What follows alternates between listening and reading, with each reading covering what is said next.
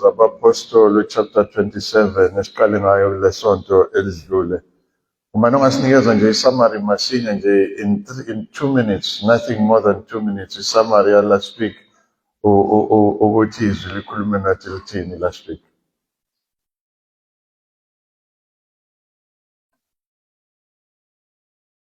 Bebengekho abazalwane last week. Mamlohabo ungekho last week.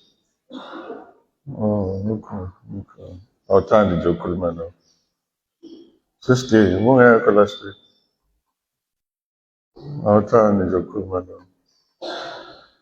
Usiphelele bekhona kuphela. Angifuni ukukhuluma usiphelele.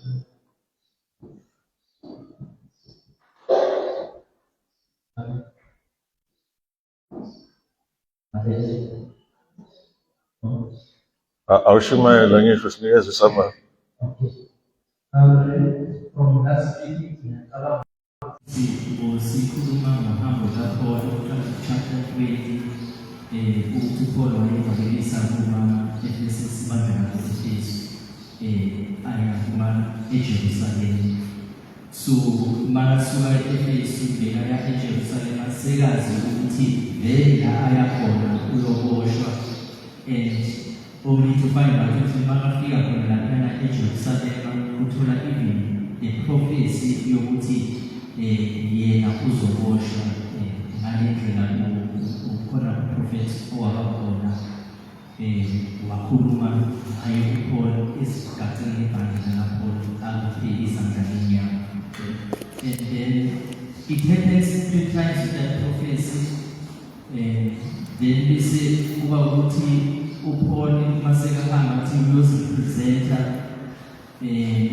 esikhumulweni samaFarisi laphana eJerusalema. It so happened ukuthi nabambona ukuthi bamvukela bayamshaya khona lapho, and then kwenzeka ukena kube khona amasosha amlamulele, and then bafuna ukubulala uPaul kodwa bamlamulela.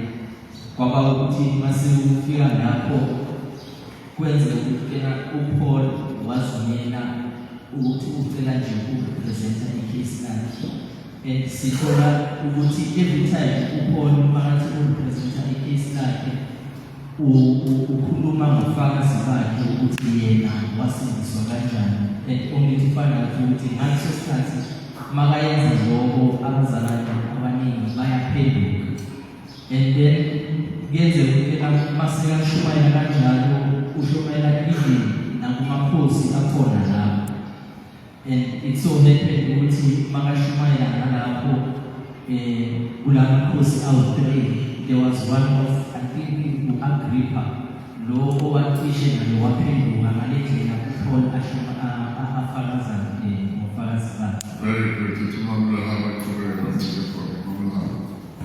sibona-ke manje sesifike ku-chapter 27. Obani abahambile bayofunda from chapter 20. Khuluma iqiniso nje phambi kwaNkulunkulu, noma ungayifundanga ayifundanga. Uma ufundile from chapter 20 noma ucelile lasiphakamisa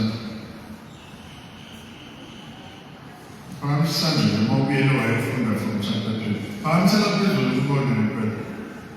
Okay, babili kuphela bathathu abafunde from chapter 20. Interesting. Ngingezwe Mamlohabo. Sifika ku-chapter 27 manje Mamlohabo. uPaul usesemkhunjini. Ungani uPaul ephethe izindaba beyibona njengey'ndaba kwenza kanjani? Emkhunjini uya isiprofeto sokuthi lo mkhumbi uzawuzika, kodwa akukho namunye ozawusweleka. Uya ngelo xesha babheka eRome inkundla yokugqibela apho ke azofike agxothwe khona. Why is it not acceptable ukuthi lo mkhumbi uzophahla? Why kungamdeleki ukuthi lo mkhumbi uzophahla? Sikhuluma izinto eziwu-4 last week. Ama-3 ngisakhumbula ukuthi why is it not acceptable ukuthi lo mkhumbi uzophahla? Okokuqala sithe people have Akekho umuntu ongena emkhumbini engena-confidence ukuthi uzomisa la afuna ukuya khona. Awungene ebhanoyini nawe. Ngeke ngehle ebhanoyini eRwanda, eBurundi, I think eBurundi. Ngeke ngehle ebhanoyini because sathi sina 5 minutes isihambile labuye ibhanoyi lazohlala phansi bathi line-technical problem. Emva kokuba senilungile bathi asambile. Ngiyabuza ukuthi lilungile yini ibhanoyi, ngibuza upilot co-pilot bathi asazi siyobona phambili. Angizange hambe nophambili kodwa namanye abantu abahulumeni kusebenza nabo. Bahlala nabo because bezwelana nabo. Hayi bengenalo ithemba lokuthi ibhanoyi liyofika. But ngoba mina anginalo ithemba ngithi angigibeli nje ibhanoyi masisho ukuthi liyofika la khona. Ophambili bahlala nabo shephela bakwazi ukushaya. So akekho umuntu ongena entweni engenathemba lokuthi izomisa la khona. Ngingakho bengamthelelile. Okwesibili labantu bekhuleka befasta. For 14 days bekhuleka befasta becela kuNkulunkulu ukuthi inkinga zabo ayixazululeke nomkhumbi uhamba ufike uyala khona. So balindele ukuzwa ukuthi uNkulunkulu uthi everything is going to be okay. No, uNkulunkulu uthi no. Everything is not going to be okay. Lo mkhumbi uyophahlazeka uzofika khona. Okwesithathu kungamukelekile, it's because abagwedli balomkhumbi ama-professionals. Banaso sonke skill. Bayayazi lento abayenzayo. They've been doing it for years. Bedlula iphepho neyimvula nama-mechanical problems for all these years. They have all the skills ukuthi bayenze lento. Okwesine yenza ukuthi ingamukeleki lento ukuthi lo mkhumbi sowudlule iy'phepheni eziningi. Udlule kwimvula ezimbi wadlula. So there's no way. They've been through a lot ukuthi they can give up now. And esayibona lento last week, senza ama-illustration ngomshado, senza ama-illustration ngokungena ebhizinisini, senza i-illustration ngey'ngane ukuthi awuvele uzale ingane wazi ukuthi uzala umgulukudu wengane.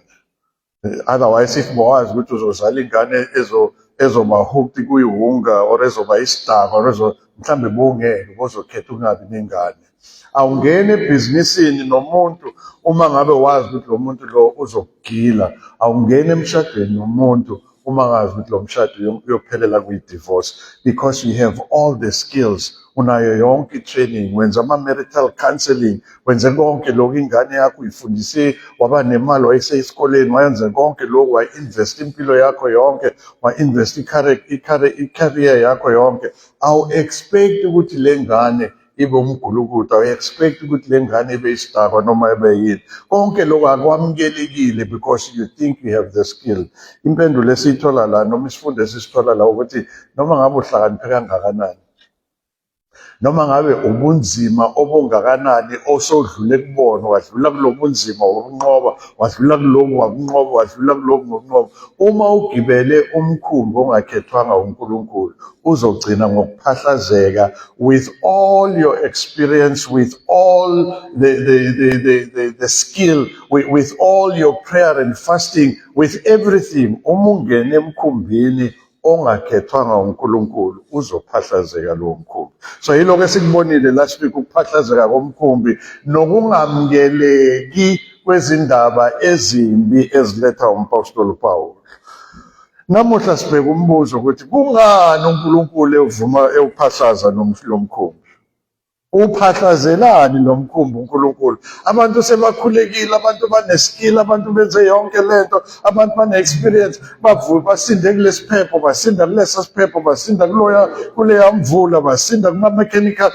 They've been so much, a lot. Why uNkulunkulu ewudiliza noma ewuphahlaza lo mkhumbi? Funda uverse 9 ukuya kuverse 11. Incwadi yezenzo zabapostoli chapter 27. Read from verse 9 to verse 11. Wathi isikhathi esithile sekuyingozi uhamba umkhumbi kwazise isikhathi somzila sasedolobheni saseGoli. uPawule wayebonile wathi madoda, ngiyabona ukuthi ukuhamba luzokuba nobunzima nokulahlekelwa okukhulu. Hhayi impahla nje umkhumbi kuphela, kodwa nempilo yethu. Induna yenkulu yethemba umshayeli omkhumbi ulikiwo kakhulu kunalokho okukhulunywa Pawulo. Nawubona la uPaul ula emkhunjini bayakhuleka bonke, bayafasta, bakhulekela lo mkhumbi, bakhuleka koNkulunkulu wabo. uNkulunkulu uthi kuPaul, labantu sebalahle ikhago yabo, bethi mhlawumbe umkhumbi uma ungaba light uyasinda, balahlekelwe ikhago, balahlekelwa izo zonke izinto, bayalahla, bafuna akwenzeki. uNkulunkulu uthi kuPaul, batshele bangaqhubeki. And ubanikeza izizathu, verse 9 to verse 11. ubanikeza izizathu. uNkulunkulu uthi ningaqhubeki. Ebese induna yekhulu, the centurion, ukomanda wamasosha, abe nethemba kubagwedli bomkhumbi, athi qhubekani. Neyizwa lento. uNkulunkulu wonile wathi, don't do it. God said, don't do it. They ignored umyalelo kaNkulunkulu. They went ahead and did it anyway. Anizwa lento. uNkulunkulu uthe ungangeni kulo mshado. Ungashadi nomuntu ongasindisiwe. Wena uyibona kuyindoda right, ubona kunkosikazi right, ubeka zonke izizathu nezaba ukuthi kungani umele ungene kulo mshado. Uyangena kulo mshado. Ungena emkhunjini, uNkulunkulu athi don't go in it. Anizwa lento. Bangena emkhunjini, uNkulunkulu athi bangangeni kuyona. Ithi lento lokuphahlazeka kwalomkhumbi is a direct result yet disobedient yezwi likaNkulunkulu. Asibeke. Kungenzeka there's nothing wrong ngalomkhumbi. There's nothing wrong ngalomkhumbi. But there's everything wrong ngalomkhumbi, ngoba lo mkhumbi awukhethwanga uNkulunkulu, awuordainwanga uNkulunkulu, ungena emkhunjini ofunwa wena. uNkulunkulu athi don't. Kusemnandi manje. Ngena olwandle, sizovuka ivunguvungu, uzophahlazeka lo mkhumbi, ngoba ungenanga kona ngokwentando kaNkulunkulu. It doesn't matter ukuthi utraineke kangakanani. It doesn't matter ukuthi unamaskill kangakanani. It doesn't matter ukuthi u-experience kangakanani. I-experience yakho, amandla akho, izili yakho, ukuzinikela kwakho, ukusebenza kwakho ngamandla kanzima, ukukhuleka kwakho nokufasta kwakho, akukwazi ukustopa ukuphahlazeka komkhumbi uNkulunkulu asethe awuphahlazeki. Okwesibili, badelele izwi likaNkulunkulu. Okwesibili, bahamba ngesizini wrong. Funda verse 12. In fact, qala ku verse 11. Verse 11. Induna yenkulu yethemba. No, before verse 11, go back to verse 9. Verse 9. Wathi sebedlule isikhathi eside, sekuyingozi ukuhamba. Kwazise isikhathi sokuzila sisedlule. uPawule wabuleka wathi kumadoda, ngiyabona ukuthi uhambo luzokuba nzima, nobunzima bokulahlekelwa okukhulu, hhayi impahla nje nomkhumbi kuphela, kodwa nempilo yethu. Induna yenkulu yethemba umshayeli omkhumbi ulikiwo kakhulu kunalokho okushiwo ngokunye uPawulo. Right. Lalela ku verse 12. Verse 12. Lalela verse 12. Yebakitheni lakhona nalinga ukungene ubaba uhlale kulo ebusika. Iningi labo laphakamisa ubaba. Usuke lapho hleze benzele bafike oFelikisi itheku eKrethe bafike eFelix, itheku eKrethe, libheke entshonalanga, naseningizimu, nasentshonalanga, nasenyakatho. Liqale khona lalela lento ungayifunda nje udlule. Okokuqala uNkulunkulu uthi ningahambi, badelela umyalelo kaNkulunkulu bayahamba. Uverse 12 uthi bahamba ngesizini errong, kwazise phela sekungena ubusika. uNkulunkulu uyazi ukuthi lo mkhumbi wase-Alexandra, lo mkhumbi akumele uhambe kule season. Anizwa lento bazalwane? Bangene emkhunjini uNkulunkulu athe bangangeni kuwona, but okwesibili bangene ngesizini errong. Anizwa lento? Asi-illustrate mhlambe noma si-apply. Mhlawumbe akusiyisikhathi sokuthi ungene ebhizinisini kwi-partnership uqale lebhizinisi. Isikhathi sokuthi ufunde ngebhizinisi, hayi ukuthi ungene ebhizinisini. It's the right thing to do, but it's a wrong season to do it. Mhlawumbe akusona isikhathi sokuthi ungene emshadweni. Umshado yinto enhle impela, but okwamanje isikhathi sokuthi uhlale wedwa uzilungiselele ukuba yile ndoda uNkulunkulu afuna ube yiyona emshadweni, uzilungiselele ukuthi ube lo nkosikazi uNkulunkulu afuna ukube uyiyona emshadweni, hayi ukuthi ungene emshadweni kepha uzilungiselele ukuyongena emshadweni, because it's not the right season yet. Anizwa lento bazalwane, ngiyakubona. Badelela uNkulunkulu athi ningakwenzi. uNkulunkulu uyazi ukuthi akuyona isizini. Khumbula uNkulunkulu ku-chapter 23 ku-verse 11 othe kuPawuli, ngifuna uyoshumayela ngami eRoma.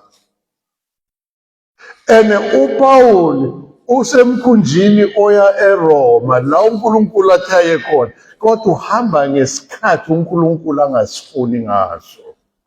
It's a wrong time, it's a wrong season ukuthi aye la uNkulunkulu uthi wena so uya ngalesikhathi lesibini engingasilungisanga ukuthi uye ngaso, ngizowuphahlaza lo mkhumbi.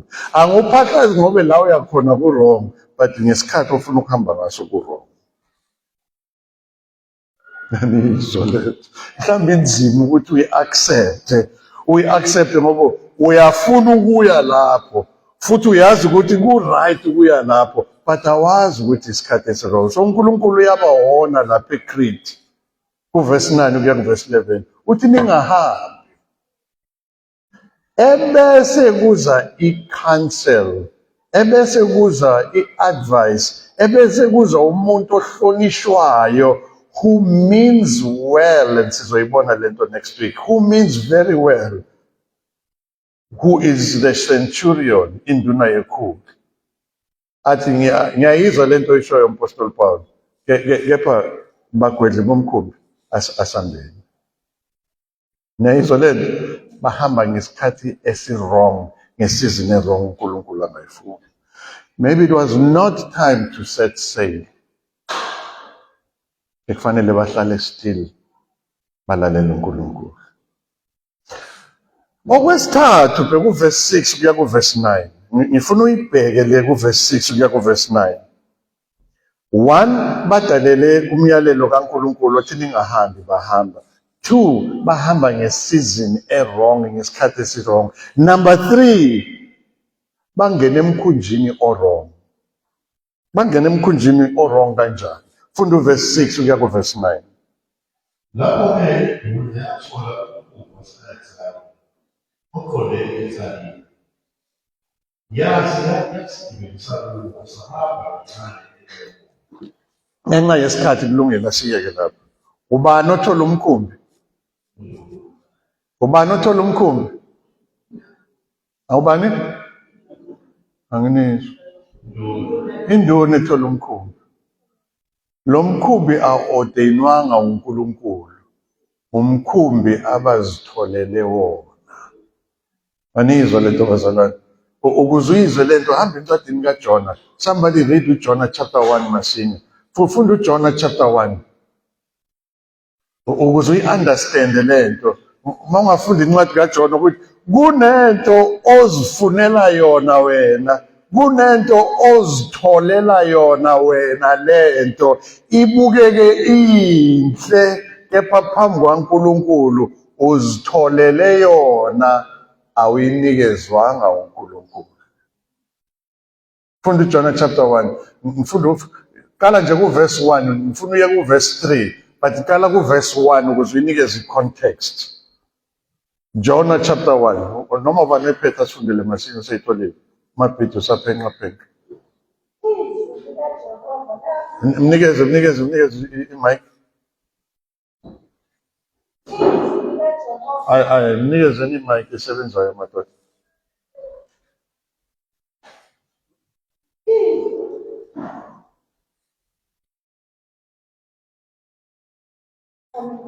Izwi likaJehova lafika kuJona indodana ka-Amithayi lathi, suka uye eNiniva umuzi omkhulu, umemeze phezu kwawo ngokuba ububi babo benyukele ebusweni babo. Now ulalele kahle uverse 3. Funda uverse 3 kuphela manje. Lalela kahle uverse 3. Kepha uJona wasuka ebusweni bukaJehova ukuba abalekele eTharshishi, wehlela eJopha wafumana umkhumbi obuya eTharshishi. Lalela-ke, ufumane umkhumbi. He found a ship. He found it. Yayizwa lento. Lo mkhumbi awuyi la uNkulunkulu athi makaye khona. Lo mkhumbi awuordainwanga uNkulunkulu. Lo mkhumbi awukhethwanga uNkulunkulu. Lo mkhumbi angena kuwona awukho ecebeni likaNkulunkulu. Umkhumbi azitholele wona. He found it. Yayizwa lento. Now, fast forward kuyabheda emkhunjini, bayabuya bathi wena ndoda ulele thina siyafa la ulaleleni and all of that. Bese kuyakhulunywa hayi kahle umuntu onecala yimina, bathi manje senze njani ngawe? Athi hayi ngcono ningiphonsele olwandle. Manje ngiphonsele olwandle sizothula lento because lento ibhekene nami. Bathandaze uNkulunkulu bathi inkosi ungasibeki lecala lokuthatha lo muntu. Bamthatha uJona bamlahlele olwandle. Funda uverse 17. Funda uverse 17 khona lapha encwadini kaJona uzwe umehluko. UJehova wamisela inhlanzi enkulu. Sekulungile ungasaqhubeki. Uzitholela umkhumbi yena. Awukhethwanga uNkulunkulu. Into ekhethwe uNkulunkulu, eordainwe uNkulunkulu, izothunyelwa uNkulunkulu. uNkulunkulu commanded a fish. uNkulunkulu provided for a fish. God ordained for a fish.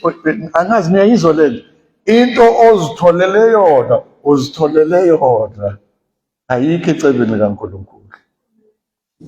uNkulunkulu ozokulethela, ngeke uyithole into kaNkulunkulu, uzoyilethelwa uNkulunkulu. Angazi uyothola niyawuzwa leyo mehluko. So buyela ngale ncwadini yezenzo chapter 27, badelele i-direct miyalelo kaNkulunkulu ukuthi bangahambi, bahamba. Okwesibili basele ngesizini wrong.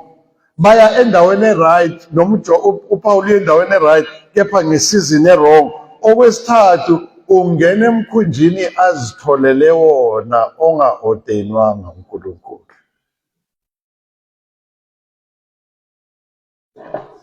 Uverse 7 kuya kuverse 9. Lo mkhumbi awuseyili ebusika. Umkhumbi wasehlobo, umkhumbi wase-Alexander awuhambi ebusika. So ungena emkhunjini o-wrong azitholele wona lento. Angibeke lento. It does not matter how good you feel about this marriage. It does not matter with how good you feel about this business venture. It does not matter how good you feel ngale ngane. It does not matter how good you feel ngale friendship lobungani onabo nasemsebenzini. Ithi lento uma uzitholele indoda, wazitholela unkosikazi, wazitholela abangani, wazitholela izingane, wazenzela yonke lento, ungene emkhunjini ozitholele wona. Awungenanga emkhunjini oyalele uNkulunkulu. Izophahlazeka endleleni lento. Futhi akunandaba ukuthi lo mkhumbi usudlule iphephweni ezingakanani. Cabanga from ku verse 9, before ku verse 9 kunama problems ababenawo ngeziphepho, baba nama problems ababanayo ngeimvula, babe nama problems abanawo ngemechanical. Ku verse 9 to 11 la chapter 27 uNkulunkulu uthi ningaqhubeki. Badlule kibo bonke lo babonzima. uNkulunkulu ufika ku verse 9 uthi ningaqhubeki. Induna yekhulu centurion ithi asiqhubekeni. You know why ukuthi asiqhubeke? Because uthi amen, we've been through all storms, we've been through all, sisinde kiko konke lokho. Therefore uma sikwazile ukusinda kiko konke lokho, uma siqhubeka sisazokwazi ukusinda. Mhlawumbe sibeke lento, mina nale ndoda sesilwe izimpi eziningi, sesinqobe ama-hurdles amaningi, sesidlule kokuningi, sinomlando, sine-history, we come a long way. Awukwazi uku-end up kwi-divorce lomshado manje. Awuyizwa lento, awuyizwa. It does not matter ukuthi nidlule kuyiphepho ezingakanani. It does not matter ukuthi senaxabana nalungisana naxolelana kangakanani. Uma ngabe ungena emshadweni uNkulunkulu angawufuni uzophahlazeka. It does not matter this business venture ungene kuyona ukuthi wena nopartner wakho noma i-stock exchange siwe saphidlika. It does not matter ukuthi sekwenzeke kangakanani, uthi mawubheka uthi ngale experience eninayo ngiyakwazi ukudlula. Uma ungene emkhunjini uNkulunkulu anga-ordayinaka uzogcina ngokuphahlazeka.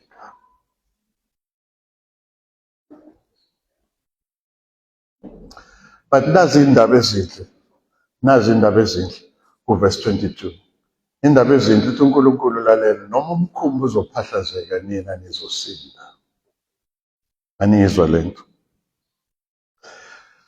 Umkhumbi noma ungaphahlazeka nina nizosinda. Ithi lento noma ngabe umkhumbi uzophahlazeka, ukuphahlazeka komkhumbi makunganyakazisi ukholo lwakho kuNkulunkulu.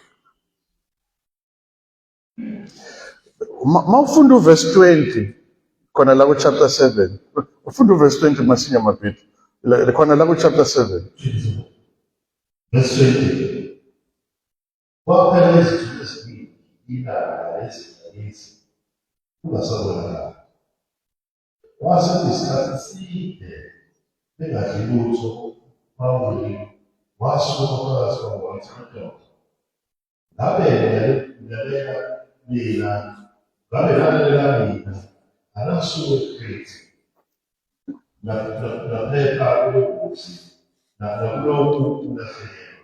Verse 22. No, verse 20, no, bengifuna seko verse 20. Ku verse 20, ngendlela bekukubi ngako wonke umuntu ulahlekelwe ithemba, kwampostoli Paul kwayena ubethukile ngesimo besingayo, kwayena ubelahlekelwe ithemba, even though azi ukuthi uNkulunkulu uthe ufuna yomshumayela le. Ebese ku verse 24, ku verse 22 uthi na noma ngabe umkhumbi uzophahlazeka, wena uzosinda. Isandla sami wena Pawuli, isandla sami asikho phezu komkhumbi, isandla sami sikuwena. Mina ngithe uzoya eRoma uyongishumayela. eRoma uzofika, kepha hayi ngalomkhumbi. Isandla sami siphezu kwakho ukuthi ufike eRoma, kepha isandla sami asikho phezu kwalomkhumbi ofuna ukuya ngawo eRoma. Ithi lento, uma ngabe buzoyiqala le bhizinisi izophumelela impela, ngoba isandla sikaNkulunkulu siphezu kwakho ukuthi ube usomabhizinisi ekugcineni, kepha hayi ngale ndlela ufuna ukuba ngayo, kepha hayi ngalesikhathi wena ufuna ukuyenza ngaso, because isandla sikaNkulunkulu siphezu kwakho, asikho phezu kwalomkhumbi ofuna ukuya ngawo ebhizinisini. Isandla sikaNkulunkulu siyafuna ukuthi ushade, isandla sikaNkulunkulu siyafuna ukuthi ushadelwe, uzofika emshadweni kodwa hayi ngale ndlela ofuna ukuya ngayo, hayi futhi nangale season wena ofuna ukungena ngayo, kepha ekugcineni uzofika uma ulalela intando kaNkulunkulu. Lalela-ke kuverse 24. Uthi uverse 24, uNkulunkulu uthi nginemphefumulo ewu-276 kulo mkhumbi. Funda uverse 24 mabhithi. Yathi ngiyisayo kumele ukuba ube phambi kaKesari uNkulunkulu uphile bonke abantu. Awuphinde uNkulunkulu wenze njani? uNkulunkulu uphile bonke abantu nawe. You must stand trial before Caesar, and God, isiZulu siyarobha lapha, God has graciously, uNkulunkulu ngomusa wakhe ukunikeze ukuphile lemphefumulo yabantu abawu-276 abakulo mkhumbi. Awuyizwa lento mzalwana ngisho? Awuyizwa? Ungayifunda nje udlule. Uthi uNkulunkulu, weMpostoli Paul, lo mkhumbi uzophahlazeka, because isandla sami asikho phezu kwalo mkhumbi, kepha isandla sami siphezu kwakho. Futhi isandla sami njengoba siphezu kwakho, anginikezanga kuphela amandla kuwena, ngikunikeze namandla yokuthi uthwale le mphefumulo ewu-276, ngiyibeka phezu kwakho. Labantu abawu-276 kuney'gebengu la eziyoqula amacala, kuney'gilamkhuba, kunabantu abangasindisiwe okungabe bayafa. Uthi uNkulunkulu bazosinda labantu, nabo bazofika eRoma ngenxa yakho. Le mphefumulo ngiyisindisa ngenxa yakho. Futhi batshele ukuthi basinda nje ngenxa yakho. Le mphefumulo yabo u-276 ngiyibeke esandleni sakho. Awuyizwa lento mzalwane? Ithi lento kunokuthi wena ubhekane ney'nkinga ezikudlayo nobhekana nazo, yazi ukuthi uNkulunkulu kunabantu osondelene nabo abasinda baphile ngenxa yakho. Lesivunguvungu nalesiphepho nako konke babuke wena labantu njengomzalwane ukuthi wenzani. Lezi zinto akumele ziphazamise ukholo lwakho kuNkulunkulu, because isandla sikaNkulunkulu siphezu kwakho, asikho phezu komkhumbi. Labantu abala emkhunjini, ley'hlobo zakho, lama-colleagues wakho, labomakhelwane wakho, labantu abangasindisiwe, nomndeni wakho ongasindisiwe, osahlabela amadlozi, osenza zonke lezi zinto, yonke le mphefumulo uNkulunkulu uthembe wena ngayo. Awuyizwa lento mzalwane? This is a big tall order.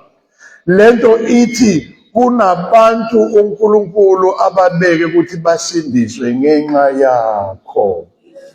Wena uma ubheka ivunguvungu, ubheke imvula, ubheke iphepho, ubheke ubunzima obhekane nawo, awuboni ukuthi uNkulunkulu uthembe wena ukuthi bonke labantu, ley'ngane zonke lama-colleagues wakho wonke la, ley'hlobo zakho zonke la, ney'ngane zey'hlobo zakho, babheke wena, noma bangakutsheli. uNkulunkulu uthethe amehlo wabo wabeke wathi njo kuwena, ngoba uNkulunkulu ufuna basindiswe ngenxa yakho. Wena ukhala kunye nabo, ukhala njengabo, ulahlekelwa ithemba njengabo, wenza imizamo efana neyabo, ungena emkhunjini wrong njengabo, yet uNkulunkulu uthembe wena ngokusinda kwabo. Ithi lento zibuze ukuthi seloko wasindiswa, bangaka abantu abasindiswe ngenxa yakho.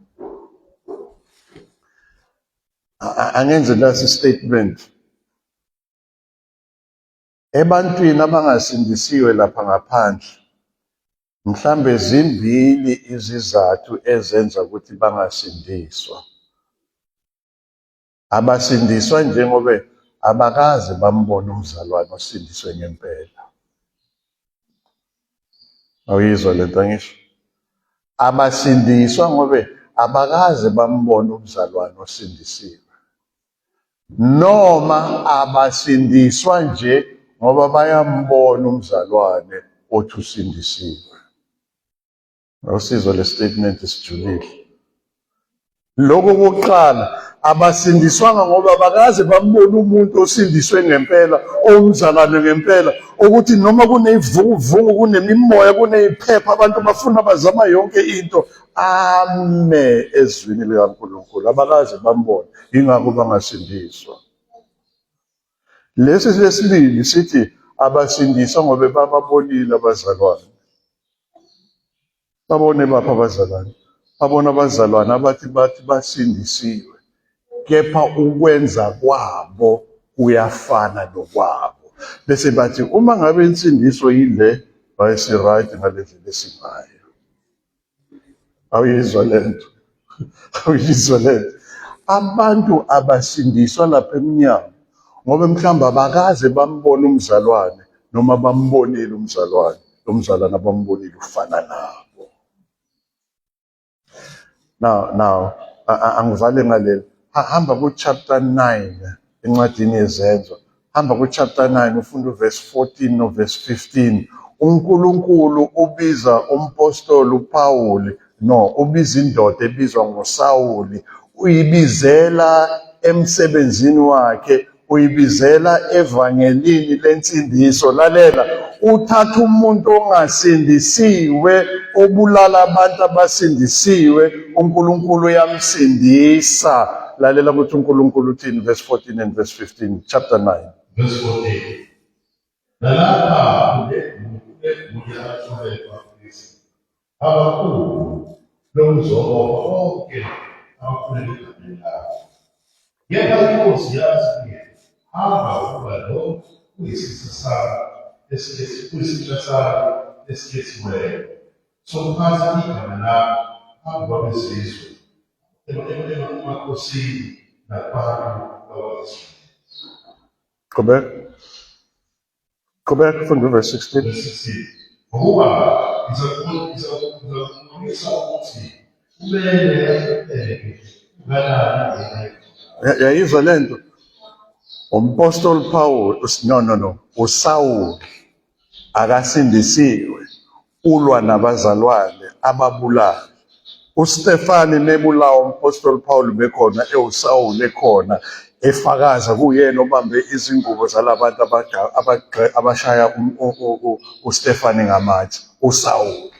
Namuhla uKristu uhlangana noSawuli aye endleleni eDamaseko enza lo msebenzi wakhe, uyamphendula, uyamsindisa, umbizela ensindisweni yokuthi ahamba ayoshumayela bezizwe. Kepha kuverse 16 uthi ngimbizele ukuthi azothwala izinhlupheko ngenxa yami. Ebese uyodlalwa abefundisi abathi uma usindisiwe zonke izinto zakho zizoba right. Uma usindisiwe iyangena inhlanhla ekhaya. Uma usindisiwe uthwala izinhlupheko lezi uKristu abambulalela zona. Awuyizwa lento? Therefore ithi lento uzothi umzalwane uzoloku uhlangabezana ney'nkinga, uzoloku uhlangabezana ney'nhlupheko after iy'nhlupheko. uKristu ukwenza ngamasibomu lokho because ukuthembile ukuthi ngey'nhlupheko zakhe zonke lezi zizwe ezingasindiswanga zizozuzelwa kuKristu ngendlela wena odila ngako nezinhlupheko obizelwe zona. Bese wena uyasindiswa ufuna ukuba yi-superstar. Bese wena uyasindiswa ufuna ukuba ney'mali zonke. Bese wena uyasindiswa ucabanga ukuthi uzohamba ngemoto e-30 sonto emhlane. Bese uyasindiswa wena ucabanga ukuthi uhlala komhlanga nowubhalite uyohlala kuphi because inhlanhla ingenile ekhaya no, ubizelwe ezinhluphekweni. Lezi zinhlupheko zenzele ukuthi bonke abakubukile, your colleagues, ama-relatives wakho, iy'ngane zakho, iy'ngane zabafowenu nodadewenu, ogogo bakho, babuke wena ukubambelele ezwini likaKristu nakuNkulunkulu, ebese bayasindiswa ngoba bayobona umzalwane ngawe, bazobona uNkulunkulu ngawe. Abantu abasindisiwe lapha emnyango ngoba babuka ngaphandle abambona umzalwane, noma babuka ngaphandle babuka umzalwane, noma umuntu othi umzalwane ofana nabo, bese bathi mangabe insindiso enje hayi angidini nami insindiso. Umuphi-ke wena lo mzalwane? Ngoba akekho umzalwane obizelwe ebucebini, akekho umzalwane obizelwe emalini. Lithi izwi lenkosi awukwazi ukukhonza amakhosi amabili, awukwazi ukukhonza inkosi uphinde ukhonze nemali, ukhetha one. So yiphi le nsindiso wena obizelwe kuyona? Uma ngabe ucabanga ukuthi ubizelwe ensindisweni yokuthi yonke into ihamba mthebelele, uma ucabanga ukuthi ubizelwe ensindisweni yokuthi yonke into izoshelela, wena wabona ibhotela isebhodweni elifudumele, yonke into izohamba smooth, awusindisiwe noma uyazi insindiso. Abantu bazosindiswa ngokubuka izinhlupheko odlula kuzona, ebese uveza uKristu kulezo zinhlupheko. Masikhuleke.